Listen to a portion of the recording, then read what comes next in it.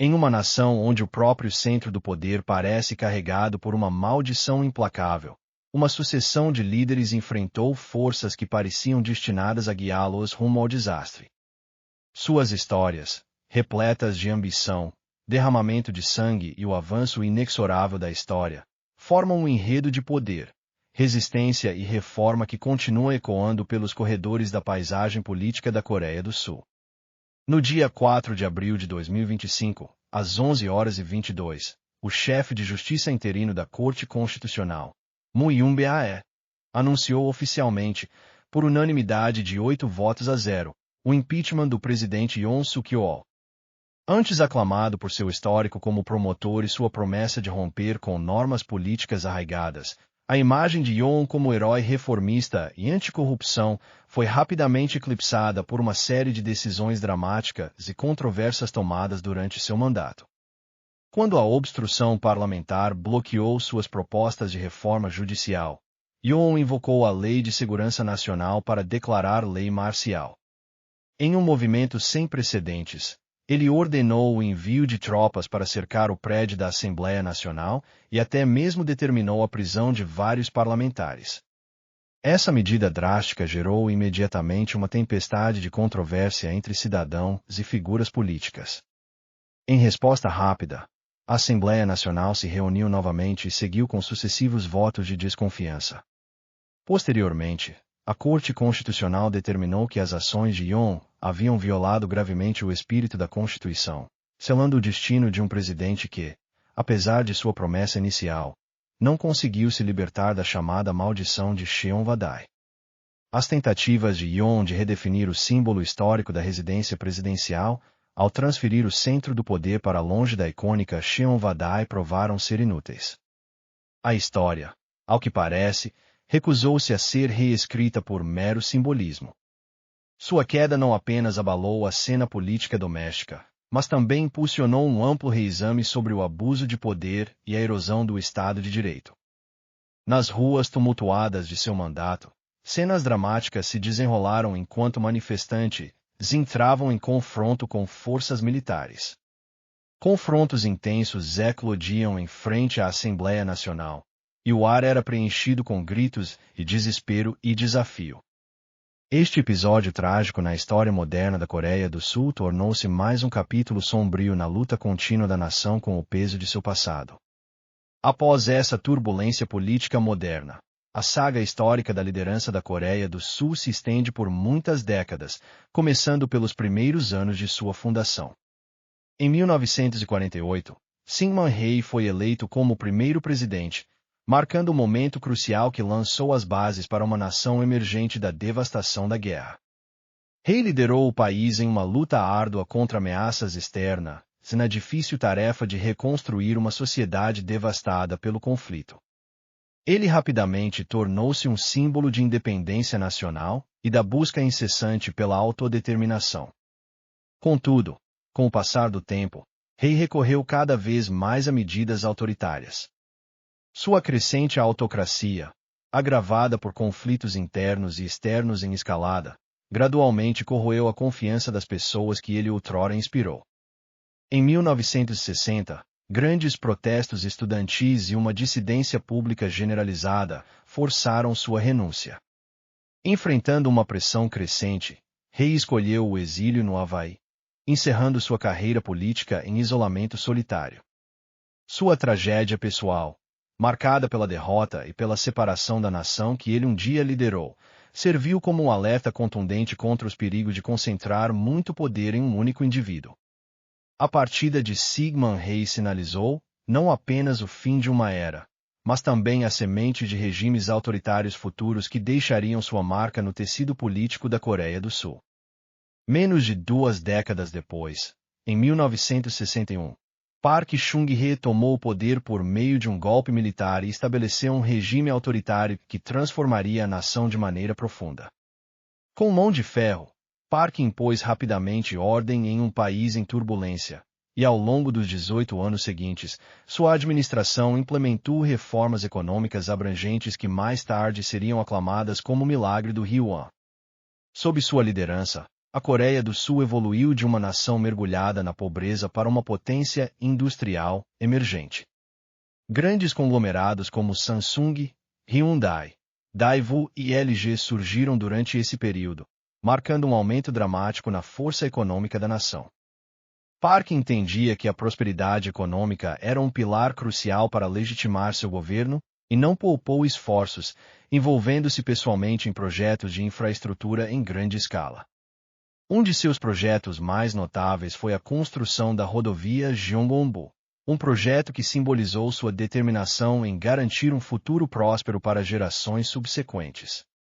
Em 1964, quando especialistas americanos descartaram a necessidade de um sistema rodoviário de classe mundial na Coreia do Sul, Park ficou visivelmente emocionado, derramando lágrimas enquanto prometia estabelecer uma base de prosperidade sobre a qual seus descendentes poderiam construir a promessa que serviu tanto como uma declaração pessoal de desafio contra o ceticismo externo quanto como um símbolo de determinação nacional. Contudo, por trás da fachada de progresso industrial rápido estava um regime impregnado de repressão. O governo de Park manteve seu controle sobre o poder por meio de medidas severas que miravam dissidentes políticos com repressões brutais. Lutas internas pelo poder eram uma constante nos corredores da autoridade, e até mesmo seus assessores mais próximos não foram poupados das purgas implacáveis que caracterizavam seu governo. Em dezembro de 1978, quando o Partido Democrático Novo inesperadamente garantiu mais de 32% dos votos em uma eleição parlamentar, Park viu isso como uma ameaça direta à sua autoridade. A pressão crescente tanto de frentes domésticas quanto internacionais acabou se tornando insustentável. Em 26 de outubro de 1979, o governo de Park Chung-hee chegou a um fim violento quando ele foi assassinado em um restaurante em Gunjeondong. Sua saída dramática marcou um período definido tanto pelo crescimento econômico milagroso quanto pela dura realidade de um governo autoritário, deixando um legado que assombraria a nação por décadas.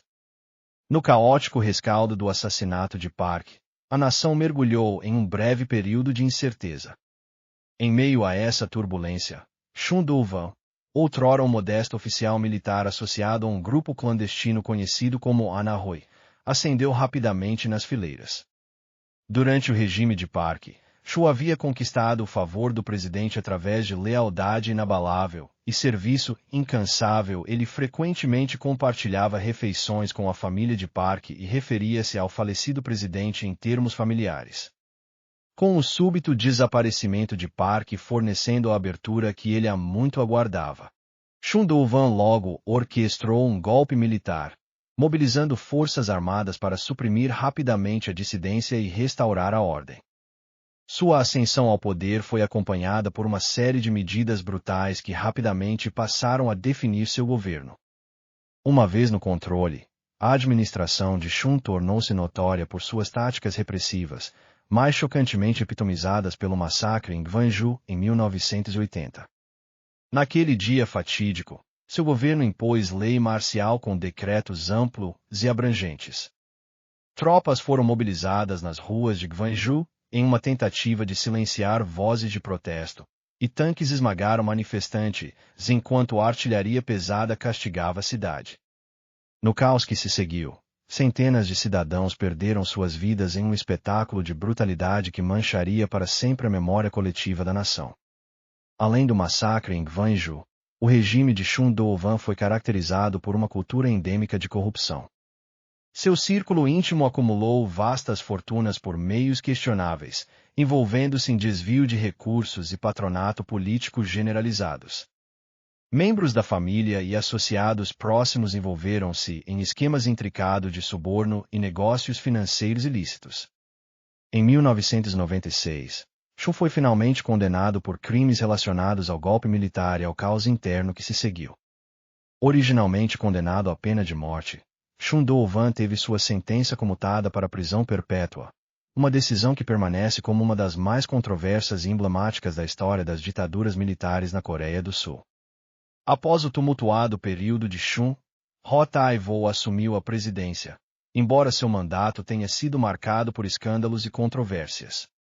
Durante seu governo, vieram à tona evidências de fundos políticos secretos, provenientes em grande parte de enormes doações feitas por conglomerados empresariais.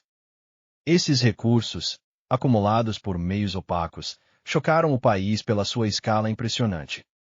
Sob intensa pressão pública e da mídia, Ho foi obrigado a reconhecer essas irregularidades em um ato público de remorso. Apesar de sua admissão carregada de arrependimento, isso não apenas prejudicou sua reputação pessoal, mas também lançou uma luz severa sobre a relação histórica e problemática entre o poder militar e a influência corporativa na Coreia do Sul.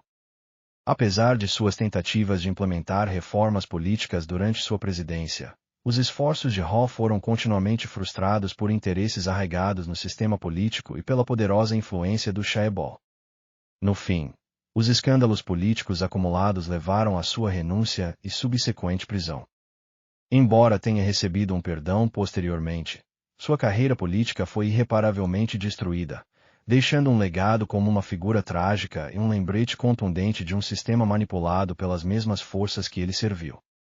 Enquanto o país gradualmente fazia a transição para uma era mais democrática, a década de 1990 viu o surgimento de duas figuras formidáveis na luta por reformas e transparência. Em 1993, Kim Yang-san ascendeu à presidência com uma reputação de cruzado implacável contra a corrupção. Sua eleição foi histórica, marcando a primeira vez que um presidente foi escolhido por voto popular em todo o país. Nascido em circunstâncias modestas e galgando posições na política como membro da Assembleia Nacional, Kim Yang-san encarnava o espírito de um lutador popular.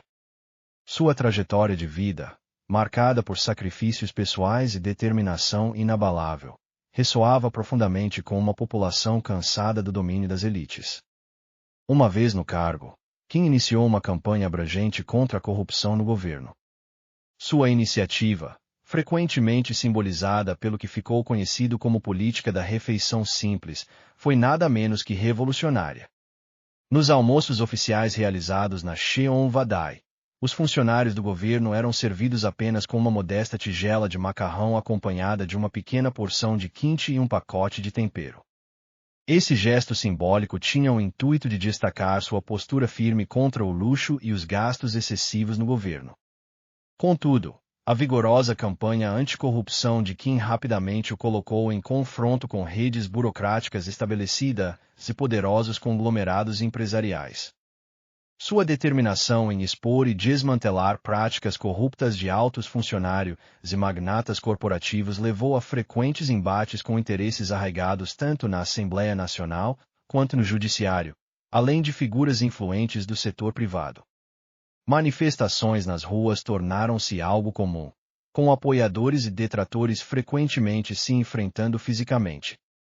As intensas batalhas políticas da época pintaram o retrato de uma sociedade em um momento de decisão, desesperada para redefinir sua identidade e recuperar um senso de justiça e transparência. Em contraste direto com a abordagem radical de Kim Yang-san, Kim Dae-jung emergiu como um símbolo de reforma moderada e determinação inabalável. Amplamente conhecido como lutador pela democracia, Kim Dae-jung foi, por muito tempo, um opositor das ditaduras militares. Já em 1971, ele confrontou diretamente as políticas autoritárias de Park Chung-hee. Embora tenha sofrido derrota naquela ocasião, seu espírito permaneceu firme. Ao longo das décadas seguintes, Kim enfrentou vários períodos de prisão domiciliar e encarceramento, experiências que apenas fortaleceram seu compromisso com os princípios democráticos e a justiça social. Conforme os ventos políticos começaram a mudar no final dos anos 1980, a rivalidade entre Kim Yang-san e Kim Dae-jung tornou-se mais acentuada. Durante o ambiente acirrado das eleições presidenciais de 1987, Kim Dae-jung defendeu uma abordagem mais equilibrada para a reforma, enfatizando a necessidade de restaurar a integridade nacional por meio de melhorias nas condições de vida e no Estado de Direito. Sua postura calma e estável, juntamente com sua disposição de engajar-se diretamente com os cidadãos, conquistou ampla admiração. Embora a acirrada batalha eleitoral não tenha resultado em sua eleição, Suas contribuições para a transformação democrática da nação tornaram-se um legado duradouro que inspiraria futuras gerações de reformistas. Ao longo da história moderna da Coreia do Sul, cada grande turbulência política foi marcada por episódios de conflitos intensos e resistência determinada. Os eventos tumultuados que se desenrolaram ao longo das décadas revelam uma nação em constante luta contra os legados de suas próprias instituições, com batalhas travadas nas ruas lotadas e nos corredores do poder. Nos primeiros dias do mandato do presidente Yoon Suk-yeol, sua visão ambiciosa de reforma e sua determinação em reestruturar o sistema encontraram forte resistência na Assembleia Nacional. Em uma tentativa desesperada de impor mudanças, Yoon declarou lei marcial sob o pretexto de segurança nacional. Aquele dia fatídico transformou Seul em um verdadeiro campo de batalha. As ruas foram iluminadas pelas chamas dos incêndios, enquanto forças militares cercavam o edifício da Assembleia Nacional. A prisão de parlamentares, jornalistas e manifestantes desencadeou o caos, com gritos e comandos militares reverberando por uma cidade tomada pelo medo e pela raiva. Esse dia de confronto intenso marcou um ponto de virada na presidência de Yoon e deixou uma cicatriz indelével na nação, servindo como um testemunho contundente dos perigos do poder sem os devidos controles institucionais. Nos primeiros anos do governo de Park Chung-hee, a Coreia do Sul experimentou um crescimento econômico sem precedentes, mesmo enquanto a estabilidade política permanecia fora de alcance. À medida que o país embarcava em projetos de infraestrutura ambiciosos, como a rodovia Gyeongbuk, Park enfrentou críticas crescentes tanto no âmbito doméstico quanto internacional. Quando especialistas americanos questionaram a necessidade de construir um sistema rodoviário de classe mundial, a resposta emocionada e com lágrimas de Park destacou os profundos conflitos internos que assombravam seu regime. Movido por um desejo inabalável de construir um futuro próspero enquanto lutava para suprimir o crescente coro de dissidência, o governo de Park foi assolado por intensas batalhas políticas internas. Forças de oposição se uniram em torno de um movimento democrático em expansão, e a crescente pressão dessas divisões internas, combinada com críticas externas, culminou em um ato de violência que encerrou seu governo de forma trágica e abrupta. Talvez o episódio mais devastador da história moderna da Coreia do Sul tenha sido a repressão brutal ao levante de Gwangju em maio de 1980. Sob o regime de Chun Doo-hwan, a lei marcial foi declarada sem aviso prévio, e a outrora vibrante cidade de Gwangju mergulhou no caos. Manifestantes exigindo reformas democráticas encheram as ruas, apenas para enfrentar uma cena de violência inimaginável.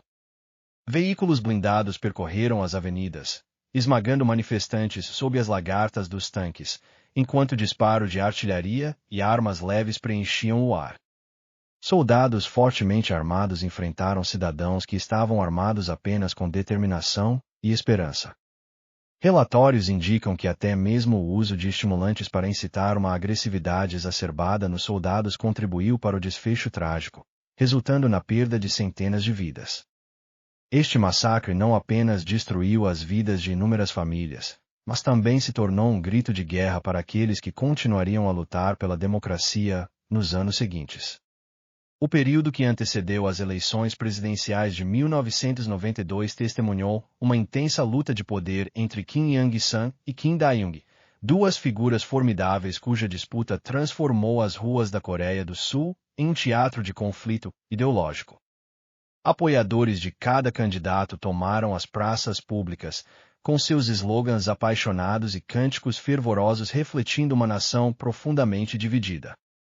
As ousadas proclamações de Kim Yang-san sobre um futuro livre de corrupção chocavam-se com os apelos ponderados de Kim Dae-jung por reformas graduais e pela melhoria do padrão de vida.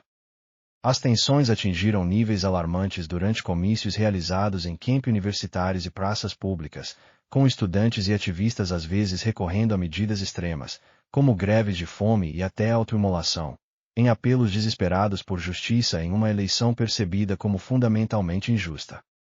Este período de conflitos internos expôs as fissuras profundas no sistema político da Coreia do Sul e destacou a necessidade urgente de reformas abrangentes para enfrentar o legado de décadas de regime autoritário.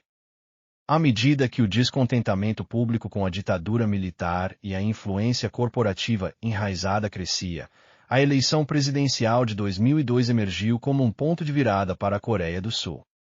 A ascensão de Roh Moo-hyun, cuja eleição foi impulsionada por manifestações generalizadas e uma onda de apoio de uma população exigindo mudanças, marcou o ápice de anos de ativismo de base.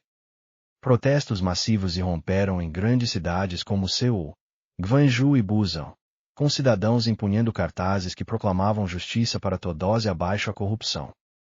Em um momento memorável, uma vigília à luz de velas de 48 horas iluminou a noite, simbolizando a posição unida da nação contra a velha ordem. Contudo, a mesma paixão que alimentou o movimento democrático também preparou o terreno para confrontos futuros. Após o trágico suicídio de Roh Moo-hyun num momento que deixou a nação em estado de luto coletivo, Moon Jae-in emergiu como sucessor determinado. Movido pela perda pessoal, Moon transformou o luto do passado em uma campanha vigorosa para erradicar os remanescentes da corrupção e do abuso. Seu mandato foi marcado por esforços contínuos para levar antigos líderes e magnatas corporativos à justiça, com cada discurso público e investigação servindo tanto como um memorial ao sacrifício de Roh quanto como uma promessa de que a era da autoridade sem controle finalmente chegaria ao fim. O sistema político da Coreia do Sul há muito está entrelaçado com a influência abrangente do chaebol, grandes conglomerados familiares cujas fortunas foram construídas tanto sobre o notável sucesso empreendedor quanto sobre práticas notoriamente corruptas. Desde os primeiros dias das políticas econômicas de Park Chung-hee, esses gigantes empresariais desempenharam um papel indispensável ao impulsionar o país rumo à industrialização. Empresas como Samsung, Hyundai, Daewoo e LG foram fomentadas sob políticas estatais destinadas a transformar a Coreia do Sul em uma potência econômica moderna. Contudo, por trás dos milagres econômicos, havia uma rede de práticas corruptas e relações mutuamente reforçadoras entre líderes políticos e elites empresariais. Um ditado popular coreano ilustrava vividamente o sistema de divisão no qual os mais altos escalões do poder acumulavam enormes riquezas, enquanto os funcionários de níveis inferiores recebiam apenas pequenas parcelas, forçados a suportar uma condição de relativa privação. Líderes do chaebol, respaldados por vastas doações políticas e uma rede de canais financeiros discretos, controlavam efetivamente tanto o mercado quanto a tomada de decisões políticas.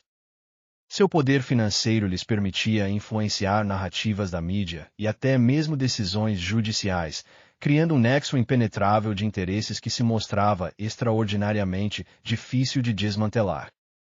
Por exemplo, durante o regime de Park Chung-hee, operações secretas foram lançadas, nas quais fundos políticos eram arrecadados por meio do contrabando de fertilizantes, um esquema projetado para gerar enormes lucros para ganho pessoal e político. De forma paralela e igualmente perturbadora, o período de Chun Doo-hwan no poder foi marcado por culturas de banquetes luxuosos, onde doadores corporativos apresentavam cheques no valor de bilhões de won, uma demonstração clara da troca entre poder estatal e força econômica. Essas práticas, embora abertamente criticadas, foram repetidamente perpetuadas ao longo de administrações sucessivas e prepararam o terreno para o contínuo enraizamento da corrupção. Mesmo durante as dramáticas disputas eleitorais do início dos anos 1990, figuras empresariais de alto escalão, como o influente chefe de conglomerado Chung Ju-yang, entraram diretamente na arena política, borrando as linhas entre o poder econômico e a autoridade política. À medida que as páginas da história continuam a virar, um tema recorrente emerge: todo líder que ascendeu a Cheonvadai parece destinado a enfrentar fins tumultuados e muitas vezes trágicos. Desde o exílio solitário de Syngman-rhee até o regime autoritário de Park Chung-hee, passando pelos sangrentos golpes militares de Chun Doo-hwan e Roh Tae-won e pelas intensas disputas entre Kim Yang-san e Kim Dae-jung, a história presidencial da Coreia do Sul está marcada por episódios de sacrifício, conflito e sofrimento. Parece haver um padrão intrínseco que se entrelaçou ao destino da nação. Cada vez que o poder é assumido, ele é acompanhado por uma onda de conflitos internos, expurgos implacáveis e julgamentos judiciais. Essa chamada maldição de Xion Vadae não apenas se manifesta nos destinos trágicos de líderes individuais, mas também reflete as vulnerabilidades estruturais de um sistema marcado pela concentração de poder, pela influência militar e por uma aliança inabalável com forças econômicas dominantes. O ciclo recorrente de turbulências políticas deixou como legado lições amargas. Cada administração, independentemente de suas promessas iniciais ou do ímpeto reformista, acaba presa em uma teia inescapável de faccionalismo e corrupção. Os protestos públicos incessantes, as emocionantes vigílias à luz de velas e as acirradas batalhas políticas não são eventos isolados, são cicatrizes visíveis de uma nação em busca constante de uma sociedade mais justa e equilibrada. A história dos presidentes sul-coreanos, seja o exílio solitário de Rei, a ascensão dramática e o fim violento de Park, a repressão brutal de Chun ou a polarização entre os ícones reformistas como Kim Yang-san e Kim Dae-jung, oferece um retrato implacável do poder e suas consequências. Essas histórias, gravadas de forma indelével na memória coletiva do país, servem tanto como advertências quanto como fontes de inspiração para gerações futuras. Elas nos lembram que apenas por meio de reformas genuínas marcadas pela descentralização do poder, pelo estabelecimento de um judiciário independente e pela ruptura das redes de conluio entre militares e elites empresariais, a maldição poderá ser finalmente superada. Com o tempo, as cicatrizes dos conflitos passados deram origem a movimentos que enfatizam reconciliação e reforma. Ativistas, intelectuais e cidadãos comuns demonstraram repetidamente que até os sistemas de poder mais profundamente enraizados podem ser desafiados. Desde os protestos massivos que abalaram as ruas durante períodos de governo militar, até as pacíficas vigílias à luz de velas que se seguiram às tragédias presidenciais, há uma esperança persistente de que a Coreia do Sul possa traçar um novo rumo, definido pela democracia, pela equidade e pelo respeito aos direitos humanos. Enquanto a nação olha para o futuro, a possibilidade de um cenário político reformado oferece um vislumbre de esperança, e as experiências coletivas das administrações passadas servem como um lembrete contundente das consequências de deixar o poder sem controle. Essas lições históricas fornecem insights valiosos sobre os caminhos para uma sociedade mais equilibrada, sugerindo que as reformas de amanhã devem abordar as deficiências institucionais que há muito afligem o sistema, garantindo uma distribuição mais ampla do poder, preservando a independência judicial e rompendo os laços perniciosos entre influência militar e interesses corporativos. Em retrospectiva, a saga da história presidencial da Coreia do Sul não é simplesmente um relato de destinos individuais, mas um espelho que reflete as lutas mais amplas de uma nação em transformação. As histórias de desilusão e heroísmo, de resistência e retribuição, continuam a ressoar não apenas como registros históricos, mas também como um chamado contínuo por mudança, um chamado que exige um sistema político baseado em responsabilidade e justiça. O inexorável avanço da história obriga uma reavaliação do presente, enquanto os destinos trágicos dos presidentes, as cicatrizes duradouras das batalhas travadas em ruas lotadas, e a incessante busca por reformas convergem para formar uma narrativa tanto sobre memória coletiva quanto sobre ambição individual. A esperança de um futuro onde a maldição de Cheon Vadai seja finalmente superada reside na disposição da sociedade de aprender com seu passado e de reimaginar os próprios fundamentos da governança. Enquanto a Coreia do Sul continua a evoluir, as memórias desses eventos tumultuados servem tanto como um lembrete dos perigos inerentes à concentração de poder quanto como uma inspiração para aqueles que acreditam na possibilidade de mudança. A complexa interação entre a autoridade política e força econômica há muito define a trajetória do país, mas é por meio de um confronto honesto com esses desafios que a possibilidade de renovação emerge. Olhando adiante, a mensagem duradoura é clara apenas ao abraçar reformas profundas e sistêmicas. A Coreia do Sul poderá romper o ciclo de tragédias repetidas. Isso significa criar um ambiente político em que a responsabilidade seja primordial, o poder seja verdadeiramente descentralizado e o Estado de Direito permaneça como o principal controle contra as tentações do autoritarismo. Os esforços persistentes dos reformadores e a determinação inabalável da cidadania devem se combinar para construir um futuro tão justo quanto próspero. A longa jornada do governo autoritário até as lutas atuais pela verdadeira democracia foi marcada por sacrifício e tristeza. No entanto, essas experiências também lançaram as bases para um processo transformador, um processo que continua a moldar o destino político da Coreia do Sul. Os desafios são monumentais, mas a determinação do povo em criar uma sociedade livre das amarras da corrupção e da opressão permanece inquebrantável. Em última análise, a história do destino presidencial da Coreia do Sul é uma história de tragédia e esperança. É uma narrativa que exige introspecção, o reconhecimento de erros passados e um compromisso firme com a construção de um futuro fundamentado na justiça, na responsabilidade e na integridade democrática.